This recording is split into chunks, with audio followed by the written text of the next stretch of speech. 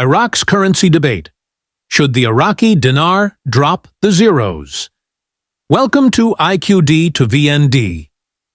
Hey everyone, welcome back to IQD to VND. If you haven't already, don't forget to subscribe.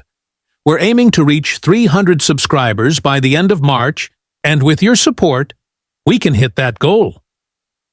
Today, we're diving into a big question. Should Iraq delete the zeros from its currency? It's a hot topic, and there are strong opinions on both sides. Let's explore what it means, why it's being considered, and how it could impact Iraq's economy. Looking back, the strength of the Iraqi dinar. There was a time when the Iraqi dinar had significant value. Back then, people didn't need to carry around huge stacks of currency just to make simple purchases. The exchange rate was strong, and a single dinar had real purchasing power. However, due to decades of inflation, war, and economic instability, Iraq's currency lost value. Today, the dinar exists in large denominations like 25,000 and 50,000 notes, making transactions cumbersome and further eroding confidence in the currency. Many Iraqis dream of restoring the glory days when their money held real value. The question is, can deleting zeros from the currency help achieve that? What happens when a country removes zeros from its currency? If Iraq decides to remove zeros from its banknotes, what does that actually mean? A 1,000 dinar note could become 1 dinar. The value of your money wouldn't change. Only the numbers on the notes would be different. Daily transactions would be simpler, reducing the need for large bills. On the surface, this sounds like a good idea, but there are deeper factors to consider. Deleting zeros is not a magic fix. If Iraq doesn't stabilize its economy first, the move could create more confusion rather than solving financial issues. Why would Iraq want to delete zeros? There are several reasons why Iraq might consider removing zeros from the dinar. 1. Restoring confidence in the currency. One of the biggest challenges for the Iraqi economy is that people don't fully trust the dinar. Many prefer using US dollars for transactions, leading to a weaker demand for their national currency. By restructuring the dinar and giving it a more manageable value, the government hopes to encourage citizens to rely more on their own currency. 2. Easier daily transactions. Currently, people need to carry large amounts of cash for even simple purchases. Reducing the number of zeros would make it easier to handle money in daily life. 3. Attracting foreign investment. A stronger, more stable dinar could make Iraq more appealing to international investors. Right now, the complexity of the currency system can make business transactions difficult. 4. Fighting inflation. Inflation weakens the purchasing power of money over time. If done correctly, a currency revaluation can help control inflation and bring economic stability. Potential risks of deleting zeros. While there are potential benefits, this move also carries risks. 1. Short-term confusion.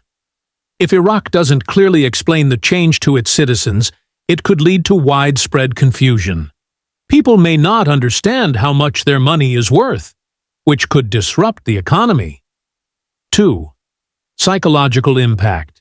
Even if a currency revaluation doesn't change the real value of money, people often feel like they've lost something when their large denominations are taken away. This could cause panic or mistrust in the banking system. 3. Risk of inflation returning. If the government removes zeros without fixing underlying economic problems, inflation could simply return. In the past, some countries that tried this strategy ended up reintroducing large denominations later on. 4. Effects on prices and wages. Will salaries and prices adjust smoothly? If not, people could struggle to understand how their wages and savings translate into the new system. Lessons from other countries. Iraq wouldn't be the first country to attempt a currency adjustment. Let's look at some examples.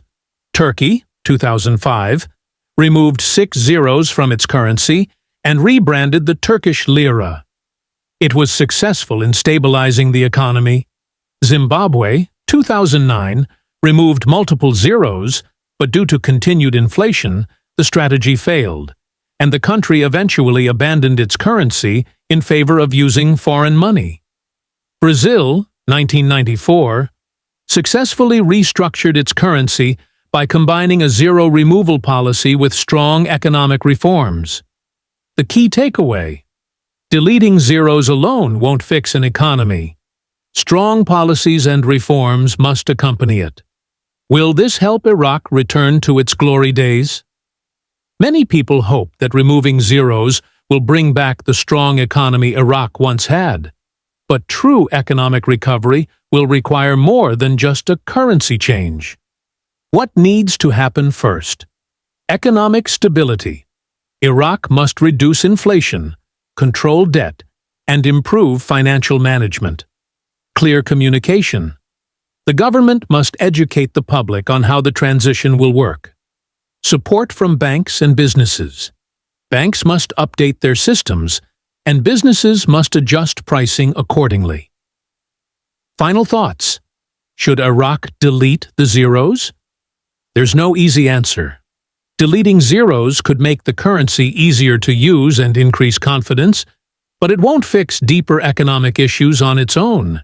Iraq needs to ensure its economy is strong enough to support such a move before taking action. So, what do you think? Should Iraq go ahead with removing zeros, or should it focus on other economic solutions first? Share your thoughts in the comments below.